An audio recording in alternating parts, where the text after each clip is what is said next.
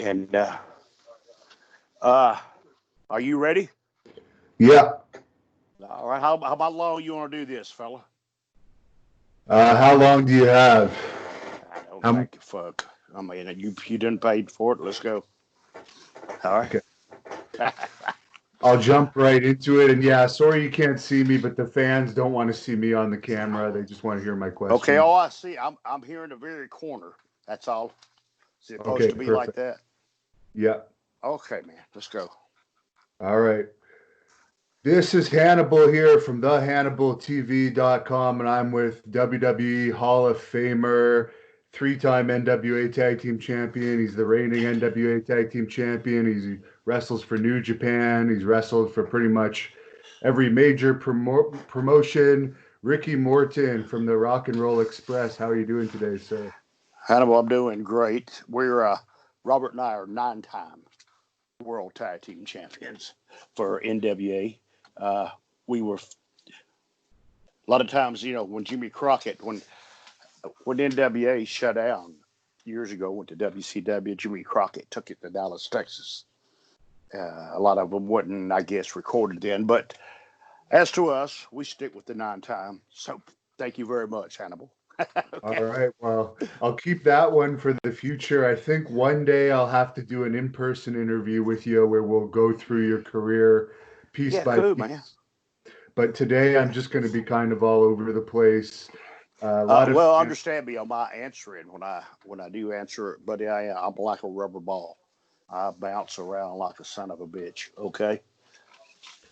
All right. Well, to jump into it, I'm going to be asking mostly fan questions, and Joe wanted Okay. to hear about your feud with Ric Flair, and is it true that you once turned down the chance of being NWA World Champion? Yeah, man. Cool. You know what? At that time, I felt like I was one of the luckiest guys in the world to be able. And the way this got started, that was when they was grooming Magnum TA to be to work an angle with Flair. I guess to put for them to have the feud over the belt. But then Magnum had a car wreck and paralyzed him, broke his neck. And then I was there. Robert was hurt for a little while, and I was doing some single matches, and Flair seen me. But Flair knew me anyway. I worked with Flair many times, and just something clicked right along with that to have the opportunity. And to me, I tell you, to me, Ric Flair is the greatest. He was the greatest NWA World Heavyweight Champion. Matter of fact, I think he's the best in the in the. Excuse me, easy for you to say, but I think he was the best heavyweight champion, one of the best workers ever in this business. And the reason why is when Rick stepped in the ring, I don't care where he was at, what kind of mood he was in, or how he always gave the fans some money's worth. When I first started my angle with Flair, uh, we was on bicycle tapes, and I don't know if the fans understand what a bicycle tape is. That's when it shows one town at a week all over the territory, and sometimes you're 3 weeks behind on the tapes. So by the time the people see this, when Flair and I arrived at the town, we started it off with 17 days straight in a row, hour time limit matches. And if you're one of the boys in the business, you call it Broadway. That was twice on Saturday and twice on Sunday, not including wrestling on TBS early in the morning because we filmed it. You come on at 6:05, but we filmed it like 7 o'clock in the morning every Saturday morning. But the greatest opportunity to work with Rick, and there are those things. Rick and I broke attendance records all over the place. And it's, what, and that's what our business is about. It's about ratings and about putting asses in seats. And that's something that Rick and I did because, the business was different then. It was sacred. Uh, Nobody knew what the finishes were going to be a week ahead of time of the matches. We believed in kayfabe. And yes, I had the opportunity. But first of all, you have to understand the politics in the wrestling business. Robert and I were having great runs with the Midnight Express, the Four Horsemen, all of them. But you got to understand, dude, when you're over like that, the office, they couldn't grab that hold on you, grab me by the nuts and squeeze them. I wouldn't let them. They wanted to, they come to me, and I beat Flair. I beat him in Richmond, Virginia, for the world heavyweight title. But they brought me to back and told me they had to break me and Robert up of the Rock and Roll Express, and to make it blunt and give it, I handed it back to them and told them I didn't want it. That Robert and I started the Rock and Roll Express, dude. See, we wasn't known for just coming into territories. Robert and I, dude, we went into territories when they were rock bottom, and we blew the roofs off of them. We call it popping territories. Yeah. That's what Robert and I did. And don't get me wrong, a lot of people claimed that they were the best, but they'd come in when the territory was hot. Uh, Robert and I would go into the territories when they were drawing 100 people. And that's just the way it was. It's what got us over, and that's what got it. But they couldn't control me. I wouldn't let them control me, and that's what's wrong with me. What happened to me in the business today, dude? I stood up for the boys. Might have been wrong. It might have hurt me in the long run, which it did hurt me in the long run. But I stood up for the boys, and I always did. Now, for Ric Flair, I guess because you were usually facing against each other, you weren't partying with him too much. Well, we kayfabe back then. But don't get me wrong, dude. We were on the road every night. And only thing bad about it, man, is because you didn't have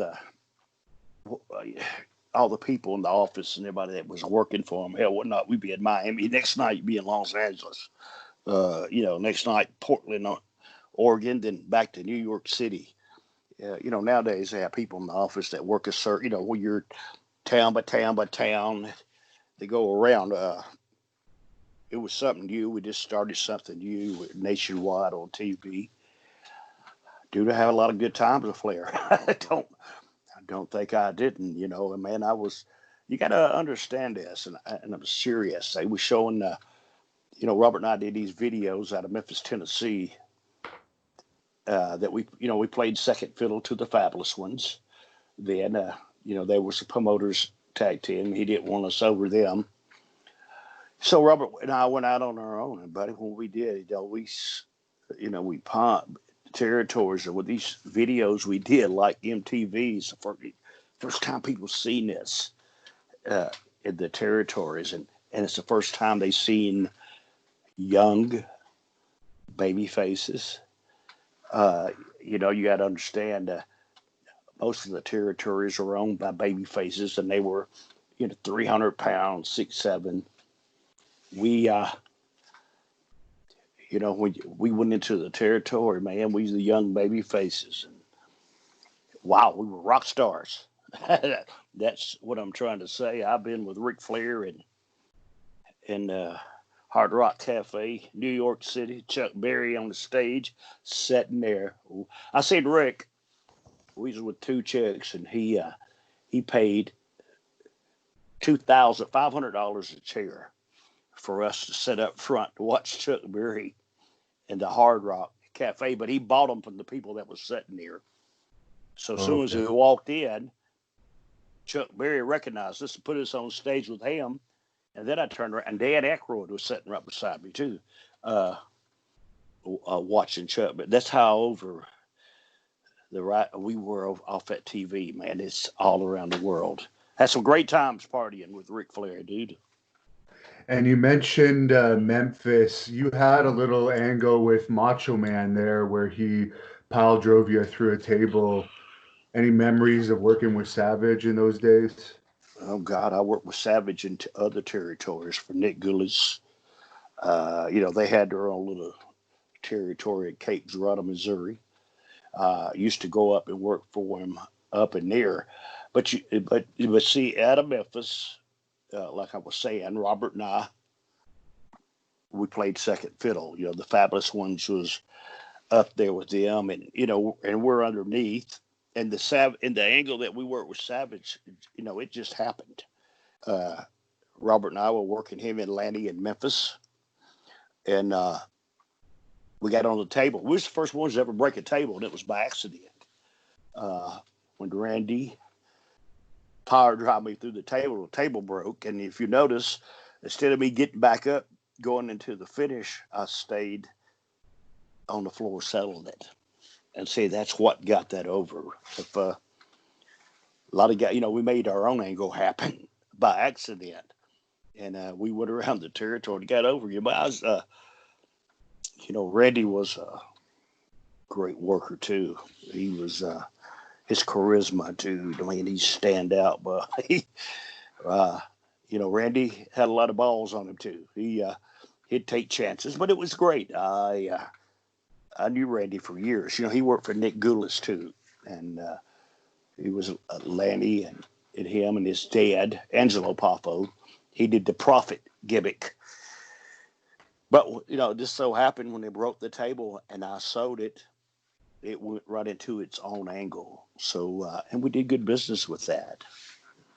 Were you ever concerned at all working with him because he had a little bit of heat at the time because he Hey, went from working for with Randy Savage because of the heat that he had at that time with Jerry Lawler?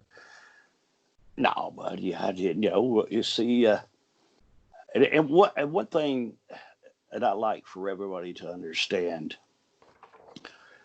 the boys.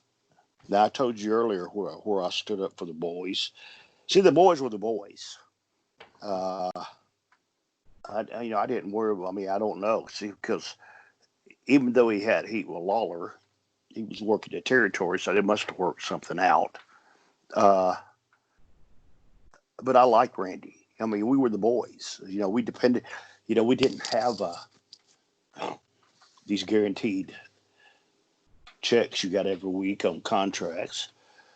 I never had one. Matter of fact, you got paid by how many asses you put in the seats, and we had especially when you were having a good run, and you made the angle yourself work. I did, we were making a little money. So whatever went on with him and Lawler, that was their problem. I didn't, that didn't concern me. I didn't stick my nose in other people's businesses uh, Right. like that, and to be on the road. See, we worked every night together, guys, and you don't have time for shit like that. To me, I don't. I didn't. I didn't. It's even right now. Even having heat with the boys. I mean, don't get me wrong. I never hated no one. Maybe I did a lot of things to try to make some money, different wise, and I stood up for the boys. But then when those boys got in charge, they didn't understand what the business was about, and they only took care of a few or only their self. Now I just liked them for doing that, but I don't hate them. Hell, they smarter than I was. They got millions and millions. I don't. Okay. And how did you get along with Jerry Jarrett? I started there. I started for a little promoter named Nick Goulas, uh, out of uh, out of Nashville, Tennessee. That my dad was a referee for Jerry Jarrett. And I've been in the business all my life. I knew how, but when I went to work for him, but but understand when you go into a territory, I try to tell guys. I don't know. Did you work Hannibal? Yes, for Okay, a so would while, you? yeah. Yeah, I mean, did you work territories or did you work for big companies? Basically Puerto Rico, England, basically Okay, yeah, territories. yeah. Well, see, and now you understand. I mean, if you work for Carlos in Puerto Rico, you wasn't going to get over Carlos. You understand what I'm saying? Yeah. Especially if you was a baby face. In Memphis, Jerry Jarrett was a booker. He wasn't wrestling at the time, but Jerry Lawler and Bill Dundee were the two top baby faces.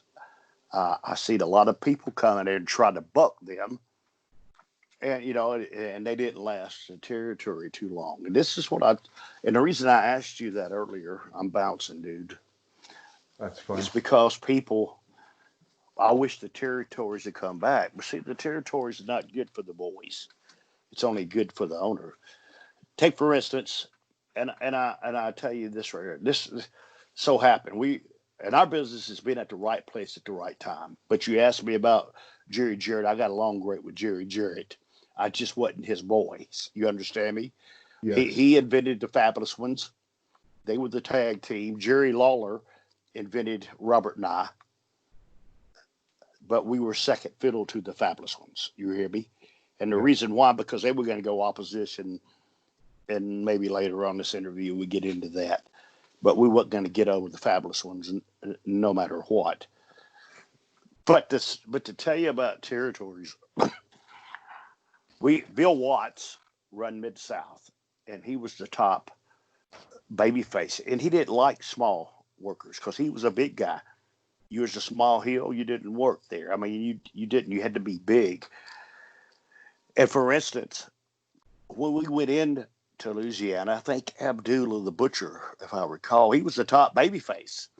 And the reason he was the top babyface is because Bill Watts was the top babyface, and he just had his blow off with Abdullah, where Abdullah was the top heel, and he beat Abdullah.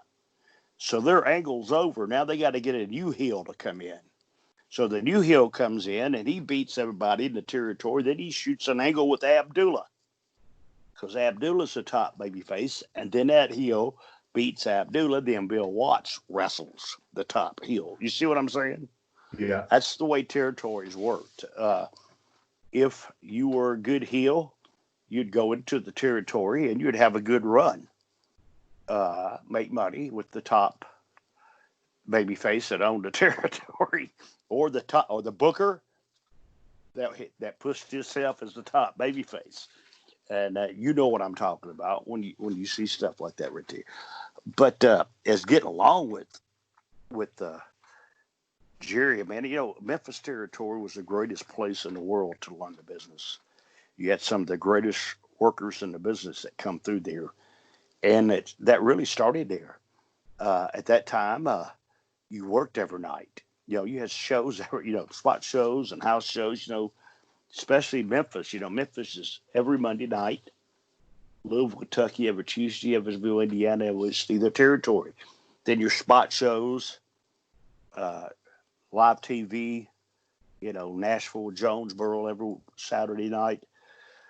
So when you was in a territory, you worked every night and you learned this business. And I watched, even when I went to NWA and met Dusty, dude, I watched everything these guys did. Everything, how to draw money, what puts asses in seats and what don't put asses in seats. So as for me getting along with Jerry Jarrett, I got along with him great, still do. Uh, I learned a lot from him. Sometimes it's hard to believe. And see, Jerry Jarrett in his day, he was a. Don't get me wrong, he wasn't one of the top workers in the world, but he was a baby face. And if guys would understand this, excuse me, being a baby face, what gets you over is selling. And I learned that from Jerry Jarrett about selling. Selling's what gets you over. You know, uh, even watch the independents and some of the shittiest stuff you ever seen in your life. But everybody can leapfrog, drop down, and drop kick and do a moonsault because you see 1,000 of them every show. Uh, but there's only a few that know how to work, and that's the part of our business that's lost now. But it's still there. I have people ask me all the time about, do you think wrestling will ever come back? Wrestling's never dead. Wrestling's entertainment. Now everybody knows it's entertainment. But when they learn how to go back to the old days and keep the entry, see, Nowadays, me, especially me being in a business, when I watch TV, I can tell you what they're going to do, and I'm not even follow the match. I know what's going to happen on the finish. I know where it's leading to. I know where it's going. But when you guys, great baby faces, learn how to tell those stories uh, to keep the people going, but to answer your question, I got along great with Jerry Jarrett. And for Mid South, where you were just talking about, how did you find the travel? Because I heard that was pretty brutal travel. Yeah, every territory was brutal back then. It was just long. Only thing wrong about the Mid South there, you only had one interstate, and it went east and west. That was Interstate 10. Now it's not like that, but you had long trips. I mean, your trips were 350 miles, but most of them were just two-lane highways. Uh, and then every other weekend, you flew to Oklahoma City. You did a double shot then on that Sunday. You was at Oklahoma City afternoon and Tulsa that night, but you flew that show.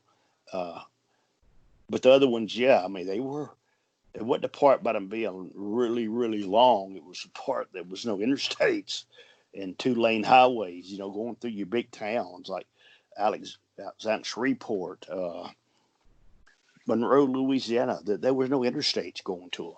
All two-lane. You go through 100 little towns, man. Jeez, it's but the travel it was hard, but the territory was great. I had a lot of fun there. Young in the business and getting the push that Bill Watts gave us. Man, we it was something different at that time, and Bill finally learned too. Bill Watts. If you read his book, he had his territory for 10 years, and the 2 years that Robert and he made more money in those 2 years than he did put together in the 8 years that he run the territory. So you got along well with him, I imagine. Well, I was this candy kid, but wasn't that? I treat people the way they treat me, and understand me. If you own a business, if you have a job that you work 8 hours a day, and it's from 7 to 3 or 7 to 4. Okay, they expect you to be there at 7 and time clock. See, that's all. It's only things that Bill Watts asked you. And let me tell you, he asked you to be there an hour before the show. Uh, and then after a while, especially when we did our angles with the Midnight Express, we had riots every night. And then he made nobody could leave the building till the shows were over because, the marks hitting the ring. And golly, I watched Jimmy Cornette get his ass whooped. Really, I watched him learn how to fight because he got his ass whooped so many times he got tired of it. But that was the whole thing of the territory. I got along with you guys great, and I still do. Bill. But like I was saying, Bill. At any job, you got to clock in at 7, so don't be late. If you get late, you get docked, and that's the same thing that Bill Watts did. And Bill Watts, Robert and I were the only two that could wear blue jeans, but they had to have a crease in them because he made you dress the part of who you were. So I mean, he didn't ask that much from me, so he wasn't that really hard ass. He ran a mall. He ran a business, and when you're the boss man, you can run your business any way you want to. Were you working for Mid South when Sting had his incident with Dick Slater there? Yes, I was. I wouldn't. I just came in. Me and Flair were, I'd been there, but I was having my run with Flair, and the Bill Watts territory was still open. Uh, I know that I really don't know what happened because it was all because me and Flair were in the back in the bathroom, and Steen come in to put his makeup on. Then here comes Slater in, and it was bop bop bop, and that was all. And I'm getting back to the point. I didn't. I'm one of the boys. That was none of my business. I didn't know what was happening. Uh, Now, Dick Slater was a tough son of a bitch. You hear me? Not to be a shooter or that. He was just a tough ass. Right. Now, you mentioned riot situations. You were a baby face, but most of your career. But what was the scariest riot situation you've been involved with? Got up, dude. I remember one time Nikolai Volkov. They had the gimmick where he put the rope around my neck and threw me over the top rope, and I'm hanging. But I wasn't scared for myself. I was scared for them because I seen a guy come running with a knife, and I screamed at Nikolai Volkov, and the guy went right down with the knife. I'm gonna tell you how precise this cut was. It hit the side of his boot and went all the way down past the ankle. And when Nikolai stepped out, he stepped out of his boot. But I seen a lot of them like that. I seen Dennis Condridge, a guy hit the ring with a knife, and cut Dennis. Uh, Guys, it was a different time and different place, and every night was like that.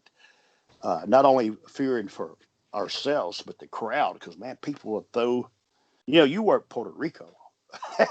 Gosh, man, I don't know the time I was there, man. I remember Robert and I were wrestling Bobby Jagger's Daddy Crawford in a match, and I'm looking for the referee, and I couldn't. And I look, he's outside the ring. Somebody hit him in the head with a brick, and he was doing convulsions. And then it's the part about the fans because people throw stuff. They throw batteries. Jimmy Cornette had more heat, dude, in the eye of the stove. Gosh, almighty. People hated him. Uh, Many times on the finishes, especially using the tennis racket, I'd take the bump and open that one eye. I'd watch them fight and fight their ass off. Baton Rouge one night out, and we were lucky. For just some reason, I told Robert we had a hell of a crowd too, and we was the last. And it's when you're on last when they let the crowd out. I says, as soon as the match is over, let's meet you. Or my car is parked outside the door of the dressing room. Let's run and get in our car to leave our stuff on and go home because we was on the road all the time. It's like an hour and a half from Baton Rouge back to Alexandria where we lived at. That way you get there quick, get home, spend a few more hours with them. But we had, but we had a riot. God Almighty, and they was everywhere. But boom, I rode out the ring, and me and Robert just shot out the back door. But the police come in and arrested everybody, even Ernie Ladd. they arrested everybody for inciting a riot. You know what I'm saying? Yeah. But Robert and I's ass was out of there. It was like that a lot of times, man. And don't get me wrong, I'm not saying that Jimmy Cornette was a tough guy, but I watched him. I guess when you get your ass whooped so many times, you're gonna fight back. Yeah. So, and that happened here. There was a bunch of fans that wanted me to ask you what you think of Jim Cornette these days, and I know you have a good relationship with AEW. Some of his opinions that he gives. You know what, dude? You live in Canada. Yeah. Yeah, but here in the United States, a lot of people died to have the freedom of speech. And don't get me wrong, I don't agree with Jimmy Cornette on a lot of things. But my opinion's like my ass. Everybody's got one. Jimmy can talk. He has the right to say what he wants to say. Sometimes I don't agree with him. But I don't hate him. You understand? I get along with Cornette. I talked to him last week about something he called me. But you see, that's the part about stirring up shit in our business. One time I did the greatest thing in the world. I was the first one to do it. I had a shoot interview on Kevin Nash. But it wasn't the part about me talking about Kevin. I hated him. I knew nobody had done this before. And you see, it's always that little bit of doubt. That's what keeps the wrestling fans coming back. That little bit of doubt, and it worked. Me and Kevin, we worked a match off that, and man, we drew one of the biggest independent houses ever. You know, it was like a $76,000 gate that me and him did. So, but to go back to where I'm talking about, Jimmy Cornette. Another thing is Jimmy Cornette gets paid a lot of money for his podcast to speak his opinions like that. Uh, but it don't bother me. You know, and if it bothers anybody else, it's me. I just it goes through one ear, not the other ear. I really, I'm sorry, but that's the way I feel about that. I really don't give a shit what he Yeah. says about anybody. I don't really, and if anybody takes it to heart and they're mad about it, smarten up. Shit, who gives a shit? I'm going to guess he's the favorite manager that you worked with over the years. Oh no, buddy. I made a lot of money with it. We made, and I tell you this, us in the Midnight Express, dude. We made history in this wrestling business, in my opinion. In 1985 and 1986, 87, Robert and I think we were the greatest tag team in the world. If you don't believe me, just ask me. I'm just kidding. But what I'm trying to say is, man, we drew money. Robert and I didn't go into territories when it was already hot. We went into them and popped them. Not only did Louisiana, Memphis, but we'd go down.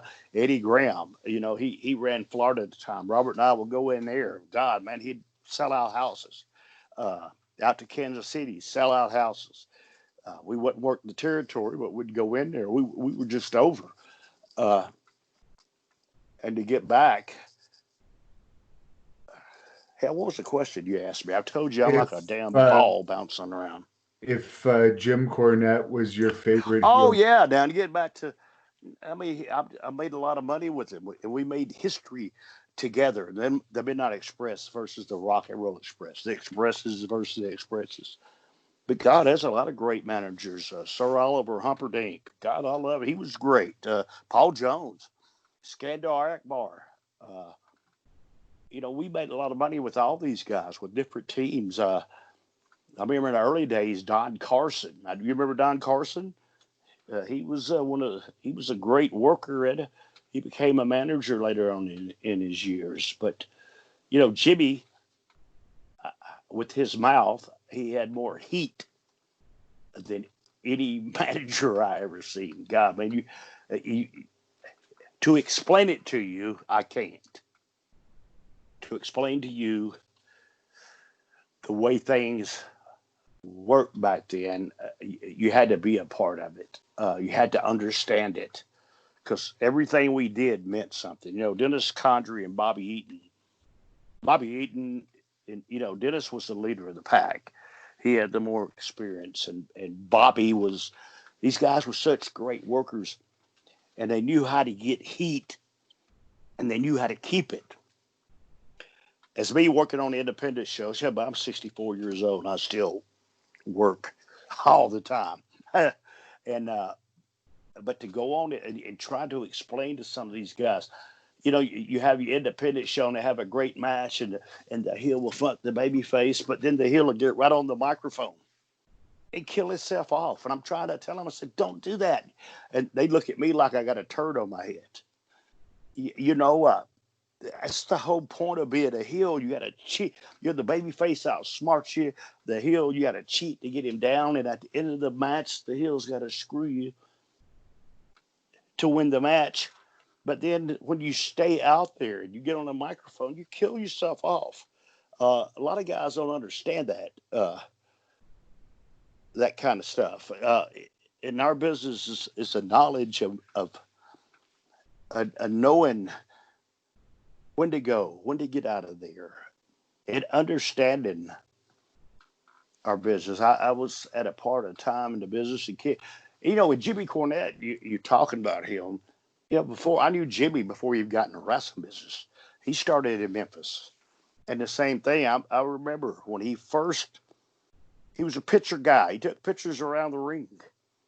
sliding back and forth on knee pads. You know, it was the craziest thing in the world. And I remember Jerry Jarrett told him, he said, Jimmy, if you can get enough heat with the crowd as you did the boys, he goes, we're going to make $1 million.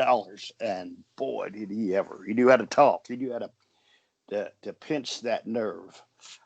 And like me, I knew how to take care of them.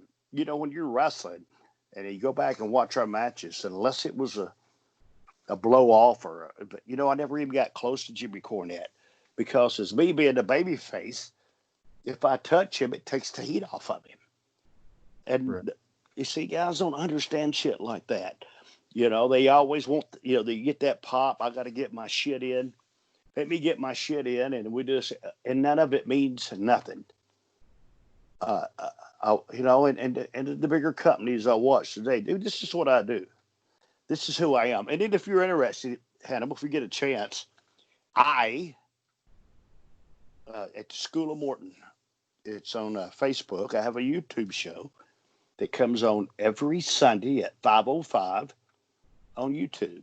That's Eastern time, and it's just people from my school, and we do real good. And you know, and I run a wrestling school, but you see, before you could teach anybody our business, is you got to make them understand it. If you don't understand our wrestling business, you're never going to get it. I watch some of the stuff in the big organizations. This is what I do. This is who I am. I would love to be a part of them, but listen to me. The boys changed, and I have the right to say what I want to say.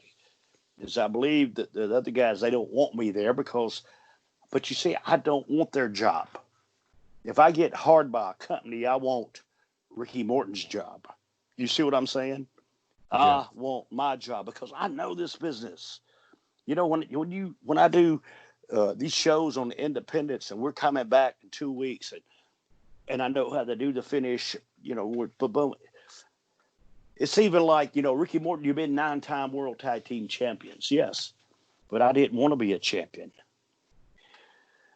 And the reason I didn't want to be a champion is not the point about that, but understanding our business, I can't make money being a champion. The people pay their money to see me beat the Hill, but the Hill keeps screwing me every week. You see what I'm saying? And then you come back next week where a match where he can't screw me like that, but he'll screw me another way. Always, that's how you put asses in seats every week, and that's what I was good at. And see, that's still there to a point. You know, I mean, damn. I mean, how many Hurricane Coronas? How many moonsaults? How many dives out on the floor? Can you watch in one damn show on TV? It happens. Have you noticed that? Yeah. I mean, you watch it. I mean, Jesus Christ. I mean, I'm expecting for him to shoot Hugo out of the fucking cannon the next show. But the bad part about shooting him out of the cannon, he's going to kick out on two. And that's what really blows my mind a lot. But Jimmy Cornette, to get back to your answer, I'm that ball bouncing around, but Jimmy Cornette's great.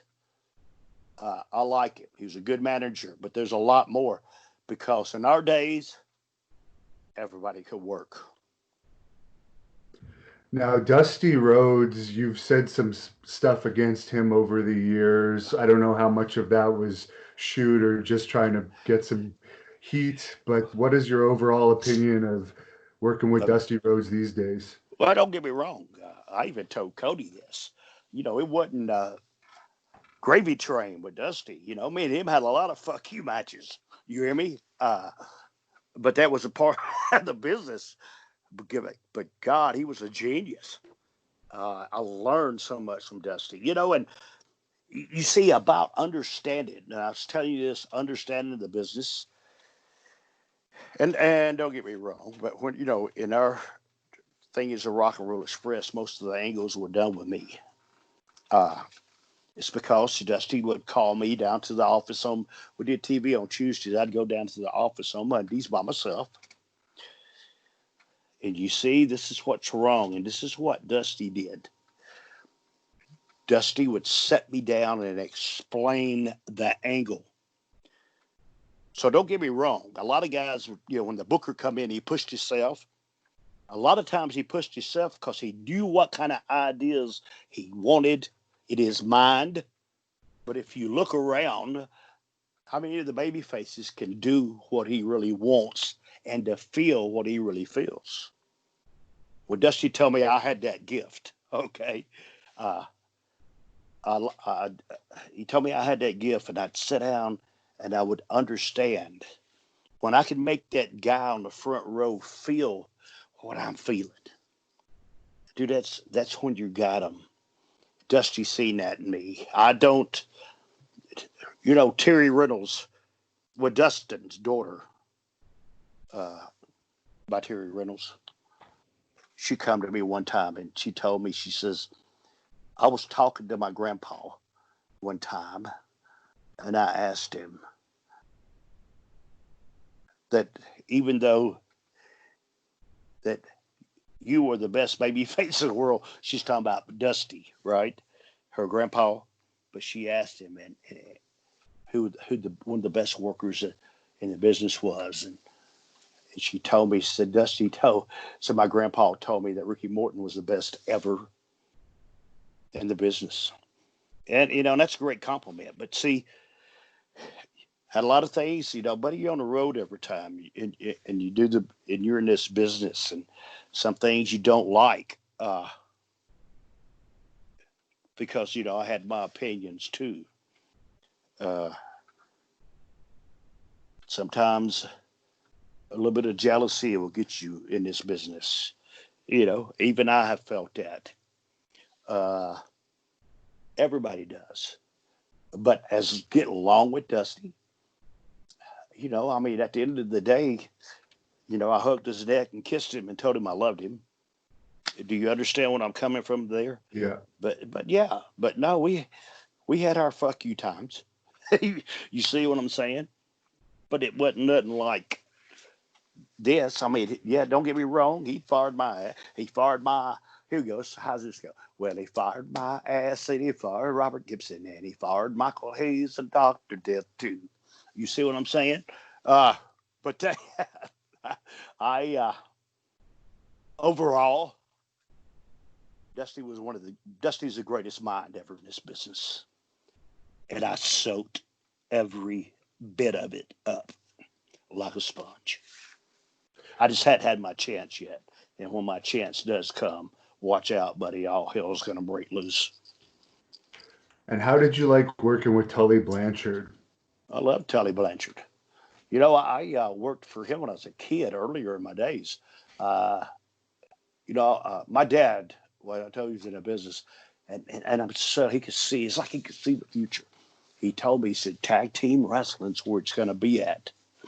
And, uh, and I was fortunate. My first tag team partner was Sonny King. Uh, God, he was great. And I learned a lot from him. And then I was a young kid in the business, and I went to another territory for Oklahoma, and Eddie Gilbert was my partner. But Eddie Gilbert was only 17. A lot of places he couldn't work because he wasn't old enough to get a wrestling license. But then I went back to Memphis, and I teamed up with a guy named Ken Lucas. And a lot of people tell me, Ricky Morton, you were the greatest baby face in this business. But no, Ken Lucas was the greatest baby face in this business. I teamed up with Ken, and me and him went to Southwest Championship Wrestling, which was owned by Joe Blanchard, Tully Blanchard's dad. And Tully was the booker. Tully seen a lot in me then. Uh, I learned so much from Ken. I worked with Tully and Gino Hernandez. Guys, we had some unbelievable matches. But then Tully there too seen me as in a single.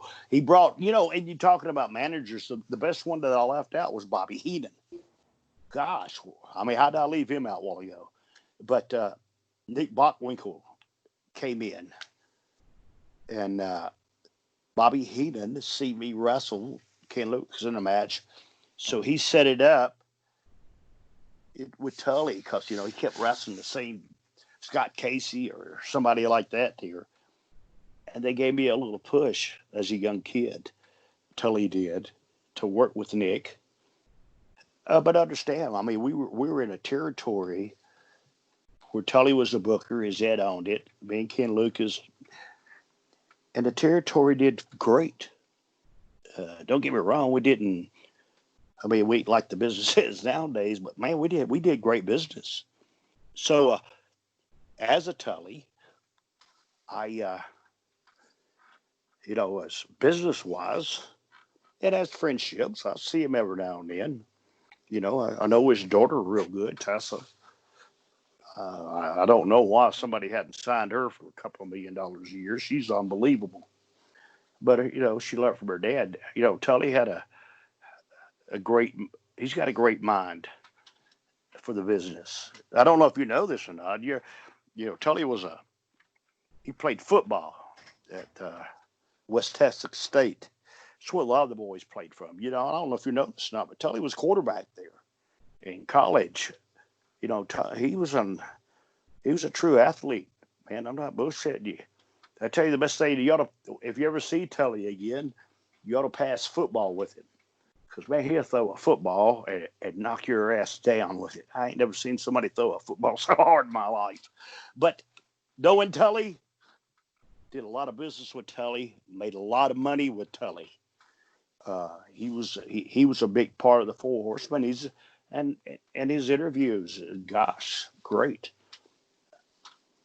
Could you tell the story about you saw him on this religious show and he kind of Oh, I got. knew you was going to ask me that. But you know what? That happened another time too. Especially when uh, especially when you don't want to be noticed. You know what I'm saying? That was what Tully. He was turning religious at the time, and my first wife. We got a divorce after that, but that's the way it was, dude. I was in a business that I had the world ahead of me, but she was turning religious, and she said, "Tully Blanchard's going to be on the 700 Club tonight. And let's watch it." Lord and behold, here comes Tully out there, and it's not me and the boys; it's me and Ricky Morton. Ounces of cocaine, women every night, blah blah blah blah. And I actually watched horns grow out of my wife's head at that time. I just did a forward flip right out in the middle of the road and just laid there. She dropped the elbow, covered me 1, 2, 3. It was over with. I was gone. Uh, but and another time, dude, it's just your name being a part of something. And hell, I don't do that. It's a lot. Let me tell you, dude, I partied a lot in my life, but I was never with a girl that didn't want to be with me, never underage, never messed around with any of the boys' girlfriends or their wives, uh, even after they broke up with them. That wasn't, I'm one of the boys, I'm one of the true boys. No, stayed away from them and understand that that's the way I did. That's the way I did things. But now here I am with a guy that makes he's a cripple boy, and he's making my DVDs for me, and he usually goes with me and helps me sell them. And I called him. I says, "Will you?" He says, "Oh, I got to go out of town to do something." I said, "All right, I'll meet you," but I never heard from him for like a week or two. And I'm watching. Remember did y'all get the show there called The Predator? Oh, To Catch a Predator. Yeah. Yeah, To Catch a Predator. Yeah. I'm watching this on TV.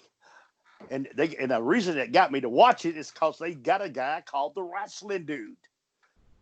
And I said, the Wrestling Dude? I'm gonna start, it caught my eye. So I'm watching this, and all of a sudden I look at it's Dustin. And he's reading off all this shit that he told this girl. And the girl ain't but like 12 years old. And I got it, and my daughters were young at that time. And I said, God, I'd have killed this son of a bitch if he'd have done that to my kids. You understand me? But then they kept calling, and the guy, holy shit, man. I watched TV and he asked this guy, he goes, why do you call yourself the wrestling dude? You know, because he's crippled. He goes, oh, I work for Ricky Morton and the Rock and Roll Express. Hey, I almost shit on myself. Well, you son of a bitch, shut up. You don't work for me. And you just make DVDs for me. Uh, it was, after you think about it, it's funny as hell. Yeah. But it wasn't at the time. And it's right now the thing with Tully. At the time, it wasn't, but now it's funny. Who gives a shit? I don't. I hate him for it because the marriage wouldn't have lasted anyway. Uh, I've Have been you? happily married a bunch of times. No, I'm lying to you. I've been after that. I've been married to the same woman after that all these years. Go ahead. Just because Tully Blanchard is a preacher, have you heard about all this stuff going on with Ted DiBiase lately? Uh, I know Ted's a preacher, but I ain't heard what's going on. Tell me about it. What's up? Well, I won't. I'm not an expert on it, but supposedly he received millions of dollars of welfare funding that was put into his ministries, and there's a big investigation going on over it now. Uh, well, you know what? Uh, I really don't have an answer for that. But one thing that I do, and you always remember this, Paul, uh, I believe I believe in Jesus Christ. You hear me? I'm a firm believer. Now I'm me. God knows me. I say my prayers to everybody, and that stuff. But you see, when you mess with the religious stuff, it's going to come back and bite you. And the ultimate price you're going to pay is when your ass dies. Uh, that's just the way, to me, I look at it. Don't know what Ted's done. Ted's always been nice to me. I always been nice with him. He is a hell of a worker, man. What great matches I had with him. Uh, Matter of fact, I was working him in the Superdome when Jimmy Crockett come to see us, and I told Ted, it was with Ted at Doctor Death. I said, Jimmy, a little man out here come told me he come all the way from Charlotte, North Carolina, to watch us wrestle. I didn't know Jimmy Crockett at the time. He goes, yeah, I'll never forget. Ted said, well, we give him something to see. By God, we did too. But getting on with the religious stuff, I know a lot of the boys. I've been at some of the wrestling sign-ins, the Comic Cons, and they'd be sitting at the table, and all the boys sitting at the table are so-called religious guys, and I'm eating, and I'd get up with I'd get up from the table, go sit at another table because I thought lightning was going to hit that son of a bitch, buddy. God Almighty, yeah, all y'all gonna burn in hell. I'm not bullshitting you, but there's a lot of legit guys out there. George South, and I think Tully's really, when I'm with, I like the guys when they don't try to push it on you. You understand me? Yeah. I know as much as about the Bible as a lot of them do, and it surprises them when they do stuff. Me and Tully was talking one time, and we was talking about reading the Book of John's, but we said it at the same time. He goes, "Holy shit, you read that?" I said, "Yes."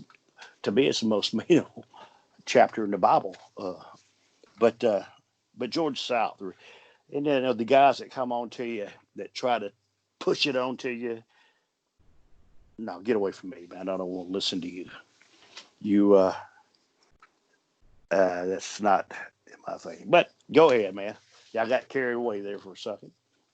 There was a fan named Rick Brooks. He wanted to know if you had any experiences with Mad Dog Buzz Sawyer over the years. Oh, I knew Buzz. Never had no experience with him. I watched him and Tommy Rich just beat the living piss out of each other for a couple of years. Uh, that's another underrated. I know that we're talking about Bud Sawyer, but Tommy Rich, what an underrated wrestler after the years. In his time, he was the first Hulk Hogan, uh, first Steve Austin, the first Rock, and a lot of people don't even understand that. But you see, he had talent to work with him like Buzz Sawyer. Buzz Sawyer was an unbelievable heel. Uh, He'd party all night. He shouldn't. He'd party all night. I tell you what, I seen what Sawyer do one time. Me and Robert were coming from it. We were going to Tupelo, Mississippi, back to Memphis to do TV, and Buzz Sawyer was in the territory doing something. And Robert, he chewed Copenhagen, and he'd spit it in the beer bottle. And Buzz Sawyer seen that, and Buzz says, "Man, what is that stuff right there?" He says, and Robert told him, but he thought Robert was drinking a beer out of the beer bottle, instead of spitting it in there. Yeah. So he put some in his mouth, and hell, he didn't know you're supposed to spit it out. He's drinking beer with it. He'd on about 10 miles. He says, "I pull this GD car over."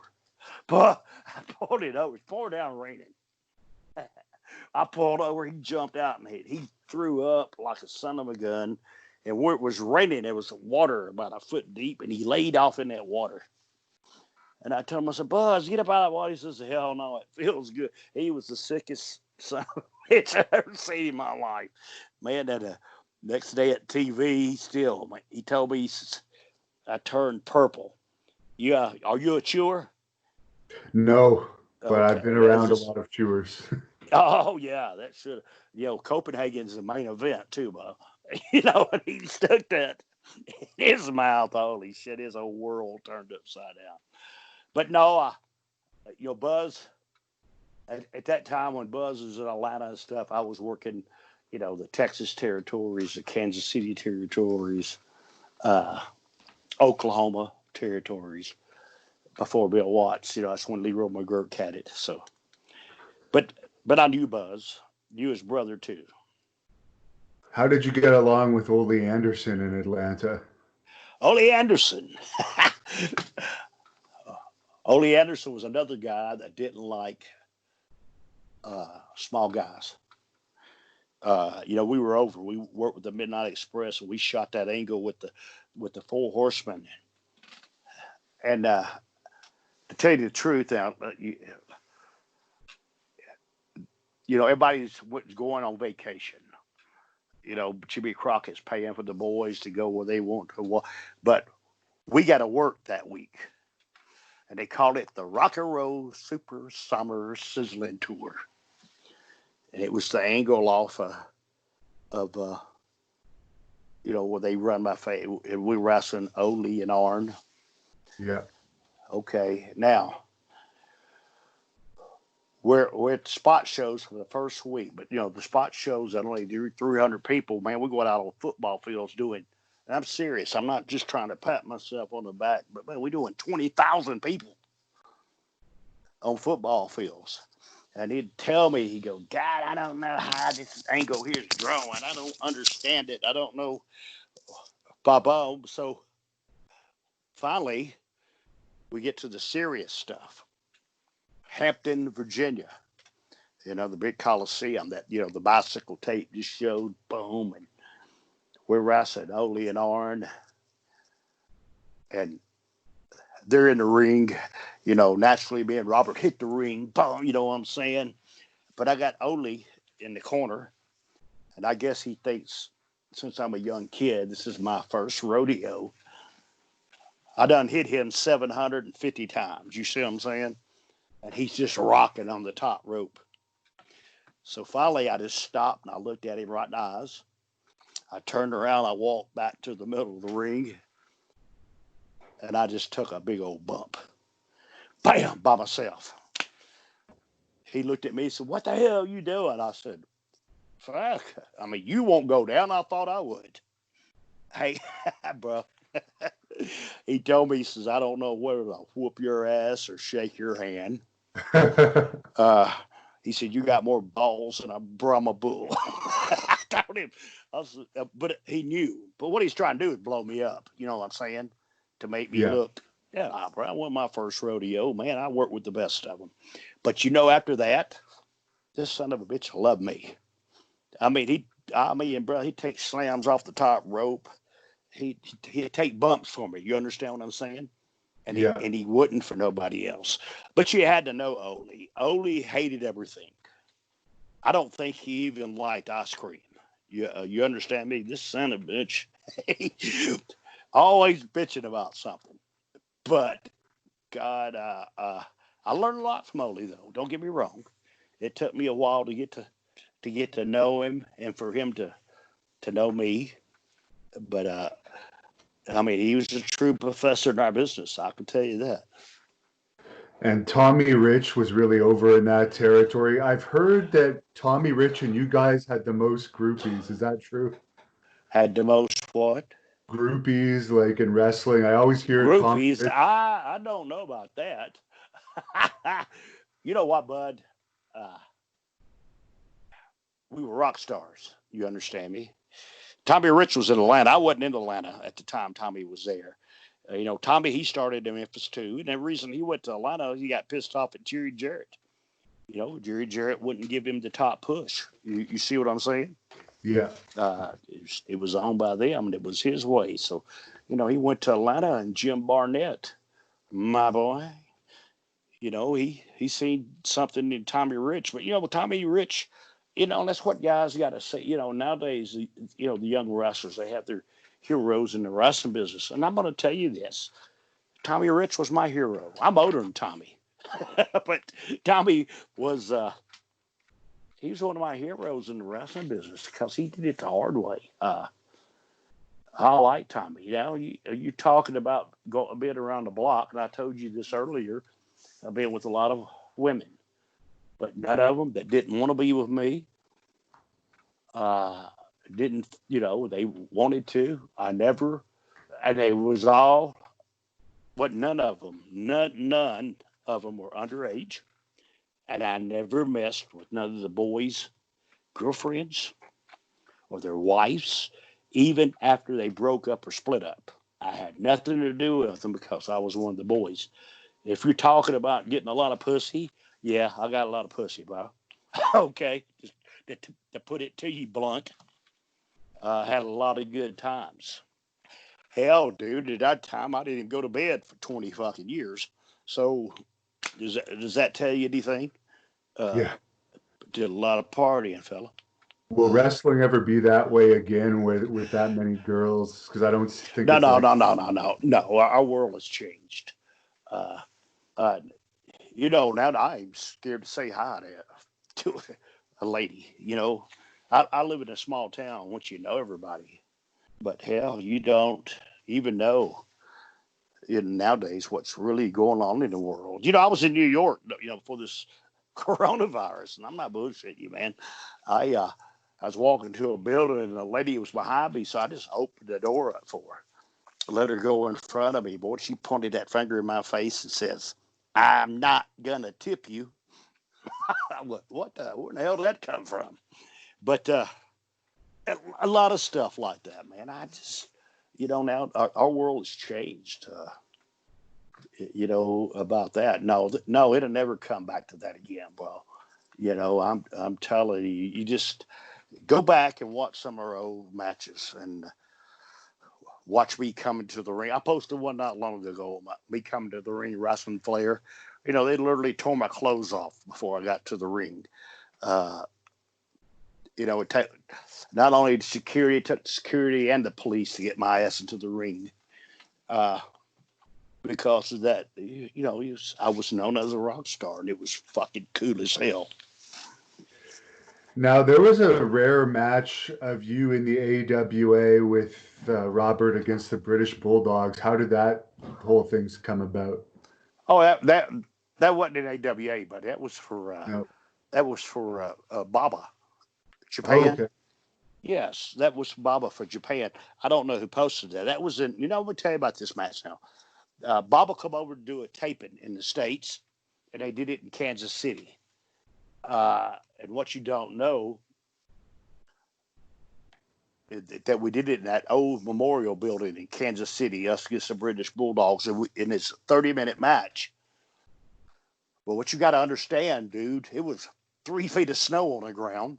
It was below zero the temperature, and that old building, man, I couldn't warm up.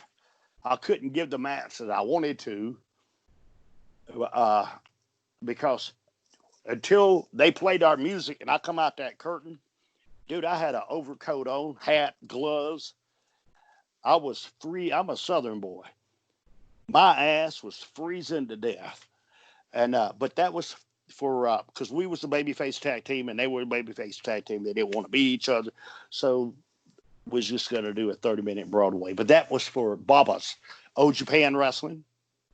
Robert, that's where Robert and I. That was the first company we ever worked for in Japan. Okay. Yes. How did you meet Robert anyways, just to ask that question? Well, no, he was a tag team wrestler too. His brother wrestled, Ricky Gibson, and he was a great baby face too, buddy. He was a hell of a worker. Uh, they wrestled this Ricky and Robert Gibson in Memphis. They was an underneath team.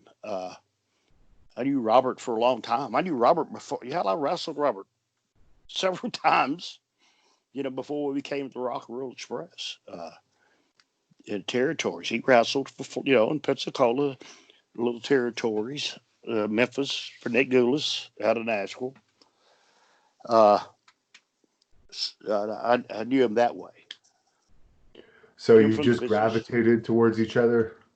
Well, no, yeah, I mean, he was just my friend. Now, see, in order to become the Rock and Roll Express, now this is what I'm going to tell you, and we talked about this earlier because we played second fiddle to the Fabulous Ones in Memphis.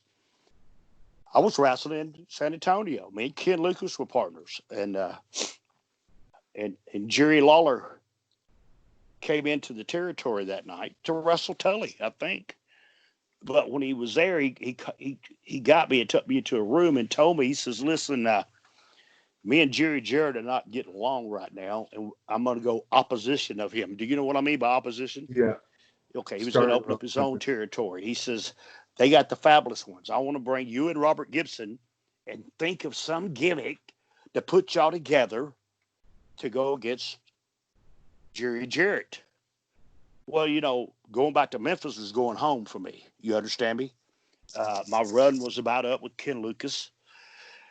Uh, I was looking for something new because I wanted to be a tag team wrestler, and I knew Robert, so gave my notice, and Lord and behold, when we got to Memphis, Jerry Jarrett and Lawler had done made up, so he's not going opposition. So now naturally, Jerry Jarrett were second fiddle to the Fabulous Ones. But brother, and we didn't even have a gimmick. You know what I'm saying? I'm gonna tell you, Lawler, him, Dutch Mantel, and Jimmy Hart were trying to think of a gimmick. Ricky, Robert, R&R, Rolls Royce, and Jimmy Hart, rock and roll, the Rock and Roll Express. So now we come up with that. So we tried to look at magazines, and I bought some. Me and Lawler bought some old rock star, magazines back then, and we kind of come up with some gimmicks. With us a gimmick there. I'm gonna tell you, dude, they done plugged us on TV. We're gonna be at the Mid South Coliseum. For some reason, we did TV on that Saturday, which we did every Saturday, but Memphis was on Sunday afternoon. But they usually do Memphis. I think they had a basketball game going to be there on that Monday night, and so they had the wrestling on Sunday. And hell, dude, at 12 o'clock, I met Lawler at the Coliseum. They had a flea market out back of the Coliseum, big old flea market, and we went over there and bought our gimmicks, feathers, bandanas. Oh, y'all see this shit. I was embarrassed. Me and Robert both was embarrassed as hell to go. We never did nothing like this. We got shit all over us. We went out to wrestle, dude. Let me tell you, we went out and wrestled two of the guys there in Memphis, and son of a bitch, we had our stuff together. We were over. You hear me? Yeah. Instantly. But when we come out of the ring, I never forget. Some guy told me, said, "Damn, I didn't know if y'all was Indians or gypsies. I said, me either, bro. But chemistry in the ring, Robert and I clicked because we were both tag team wrestlers and we knew what we were doing. Uh, and it did. I mean, dude, we could tear a house down in a heartbeat. And, and chemistry, it fell together. We did a lot of good shit, man. A lot of good stuff. Did WWE ever reach out to you in the 80s when you guys Not were? really. No, no, no. The only reason we was there was WWF. Uh, First of all, the first thing we did was we worked that angle with Smoky Mountain with Tom Pritchard and Jimmy Del Rey because they were going to WWF. And the Smoky Mountain, they worked a gimmick where they would, and I wrestled them on their pay per view. We wrestled Jimmy Del Rey and Tom Pritchard. And then after Smoky Mountain closed down, and that's just the reason I like Jimmy Cornette. You see, and he's even though you might not agree with him, but he took care of us. We didn't have no job, Right. so he taught Vince and bringing us in as the NWA versus the WWF. You see what I'm saying, bro? It was me, Barry Windham, and Robert, and I think Jeff Jarrett. Uh, and but you see, it was so much going on at WWF, we was just lost in the shuffle. But one thing about it, we didn't have signed paper contract, but just being there, they paid us so much a week until that ran out. You ever heard that story? Rock and roll's here to stay or until the money runs out. But that was part of what we did, Bo. How was the dressing room in WWF compared to WCW and NWA? Oh, but it's about the same because you have your people that are on top. WCW. Uh, you know, you had your superstars that thought they were superstars and didn't have a clue. They bankrupt the fucking company, paid themselves. Some of these guys walked to their mailbox every week and got a check for 80 fucking grand. I'd wrestle naked for 80 grand. You know what I'm saying? One time. Yeah. But they got they got stuff like that every week, But it's a total different thing. Our days, the boys took care of each other. But you got to see, back in the NWA days, we came faked. You didn't sit down and go over your matches. Hell, you never seen the heel. You never seen the heels of the baby faces till you got in the ring. We so strict, and especially us. We never got our finish till we got in the ring. We didn't, you didn't go over matches. You didn't go over hot spots. And all they would we do it in the ring. Tommy Young say the heels are gonna fuck y'all in the match, or he says maybe face over, or Broadway, either one of the three, and you did it yourself in the ring. You hear me? We were professional enough and knew where our angles were going, and it did good. It's back then. You'd never seen the baby face. Hell, for Bill Watts, man, Jesus Christ, you got caught talking to the heel baby face or the heel talk. That's even out of the, in the public. You were fired. I never forget this right here. This has really blew my mind. I knew Johnny Walker wrestling too for years. I've known him for years. But I never seen him with his mask off. And I'm not bullshitting you, and I was in Walmart. I never forget this in Alexandria, Louisiana. That's where we lived at. And I'm back there looking at Walmart. And the guy walks up to me, started talking to me, and I didn't know who the hell he was. I knew the voice. I never told him this. I knew the voice, but it took me a few minutes to realize. Fuck, it was wrestling too, because I'd never seen Johnny Walker with his hood off. That's how kayfabe our business was. And Wow. It blew my mind. And I knew him for years too.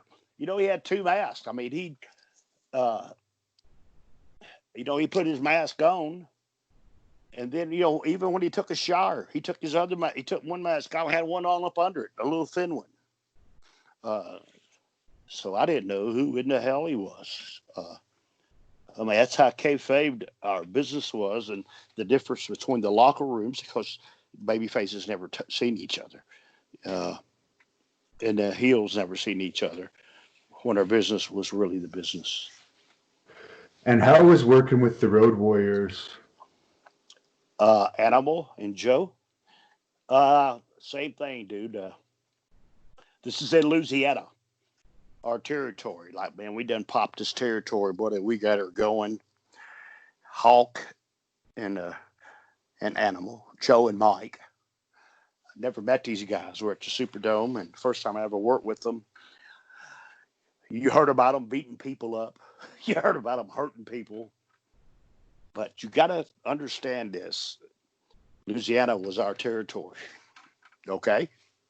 I got to go out there and wrestle these guys, and I can't let them kill me off. And if I do, I have to take, I got to take an ass whooping. Because, fuck, if you shoot them, you piss them off. So I went to the ring, and Bo, really, there's a difference between, because we're a Superdome, that's 40,000 people, dude. Half of the Superdome's cut in half with a big curtain, and the people are so loud you can't hear nothing. And we're in a 8-man elimination match. It's the first time I ever met them now. Joe and Mike became great friends of mine after all this. But I have to stand up for me. I mean, if it's an ass whooping, but I don't want to go in there. And I remember Terry Gordy and Joe, which is Animal, started the match off. And I guess they just come back from Japan. And holy shit, they are hitting each other so hard. Bam, they're big old fuckers, man. Bam, bam, bam. And Terry Gordy takes a bump. And he tags me. I went, holy shit. Now, you got to know when people are business and when they're not business. I don't know. I just know I rode in the ring. Joe grabbed me. He says, duck my clothesline, hit me with the drop kick, and hit Hawk with the drop kick when he comes in. So I did that. I hit Joe with the drop kick. He went over the top rope. I hit Mike with one. He went over the top rope out on the floor. I'm standing in the middle of the ring. 40,000 people are hollering rock and roll with my thumb up my ass. Because you know what? After all that, they were business. They knew. Okay? I didn't have to tell them. They knew. So that's my first impression of them. They were business guys. And matter of fact, they put us over. But then, as the years when I worked territories with them, I came, even right now, me and Joe are good friends. Joe's my buddy. Animal, when Hawk died, he passed away. Hawk was a crazy son of a bitch. But, they left their mark in the wrestling business. Man, they were something new too to our business. They started a new trend too. Is it true that Robert had a bit of a tough guy reputation backstage? Well, I mean, it ain't the part about being tough. You know what? In our business, in any business, uh, it a lot of people can be tough, but that first lick's a son of a bitch. You understand me? I try not to fight. I never fought with the boys. I mean, but we, being who we are, we were the little guys, and we ran into, I don't know, but when trouble happened, Robert Robert was a tough motherfucker. You hear me? He, it's like me. I was tough enough to take an ass whooping. You see, and in our business, in any business, if somebody knows you're a fight, they won't fight with you. They just don't want to waste their time. You know what I'm saying? If you know they're going to fight. Our big thing, I remember our first Well, this is for Baba. When we first went on our first tour to Japan, they had a team there called Footloose. They were the Rock and Roll Express of Japan. And we're there for a month. We hadn't worked with them yet, but I watch. See, that's what I always watch the matches. In case I work with you, I know what you do, what you don't do, what kind of spots to call. And I knew we were going to work with them. It's like 2 weeks in the match, and we were working with them. They told us to go 30 minutes through. So I asked them, you going to do high spots? They looked at me. So I get, no high spot, no high spot. I'm like, okay, what the fuck? So we go to the ring, and we're supposed to go 30 minutes, Broadway. And we get to the ring, and one of them hauls off and open hand slaps Robert. When he did that, it was about 30 seconds. Robert had him bit over that rope. This fucker looked like Elephant Man. And his face is all so. Robert beat the living fuck out of him.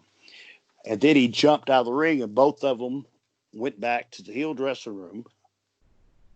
And I looked at Robert. I says, well, I guess we're fired. He goes, hell, we was looking for a job when we found this son of a bitch. He jumps out of the ring, goes straight back in, and you didn't do that there. He went right in their dressing room. I'm right behind him. The guy was sitting there. He walked over and footballed him right in the damn face. All the Japanese boys and everybody comes in and gets us out. And I said, holy fuck. Didn't know what was happening. But the next day, we're on the bus, and we're pulling up to the building, and I told Robert, I said, man, there's them 2 Footloose guys. They're standing right there waiting for us to pull up. I don't know. They're right there. So, hell, me and Robert ran to the front of that bus. That door opened up, and we jumped off right there in front of them. But we didn't know. You got to stand your ground, bro. In this business, you got to be who you are. And when you jumped off, they're standing in front of us, and they go, look in front of us, they're real straight, and they go, tonight we do many, many high spots. Like this right here. And then they picked our bags up and carried them in the door. So I guess we got their attention, got their respect. But Robert, he can handle himself. You know what I'm saying? He's, to be an old fucker, he still does. Were you in WCW when Eric Watts had his scuffle with Rick Rude? No, I wasn't. No. I didn't know they even had a scuffle. Tell me Apparently about it. they did, yeah. A bunch of people have told the story, but I guess it was before or after your time there.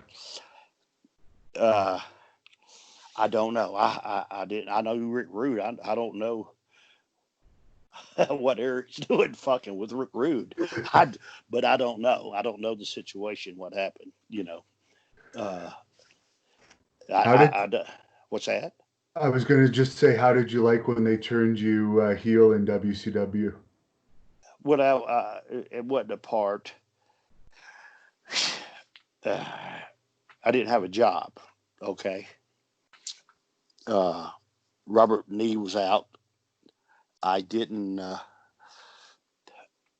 Robert blew his knee out real bad, and he was out for a year. They turned me heel so I could have a job. And if you noticed, when Robert came back from his knee surgery, I wrestled him on pay-per-view, and I beat him. And me and him left and went to Smoky. We left that night, and I went to Smoky Mountain Wrestling. Okay. I didn't even give my notice. I was told to hell with it. I loved working with Terry Taylor and Alexandria York, which is Terry Reynolds. You know what? We had a decent gimmick, and it got over. But they didn't want us over. Do you understand me? The people running the business didn't want me and Terry to be over. They didn't want it to work. We were another. They because me and Terry go to the ring, and they were great. I never forget one time me and Terry Taylor we went to the ring, and that's when Todd Champion. I don't know if you remember him. Yeah. and Curtis Thompson. They were teamed up. And Todd Champion's just coming back. He's been out for a while, but dude, he's all steroid up. He's like this right here. And here's Curtis Thompson. He's real big. He ain't got no neck. They come to the ring. So I'm going to start the match off. And Todd just come back. God, he picked me up and slammed me. And I looked up at him. I said, Todd, just a little bit harder. And I go plump through this damn ring. Tag Curtis in.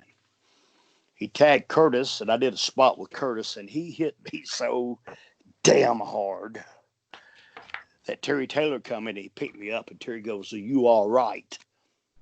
And I seen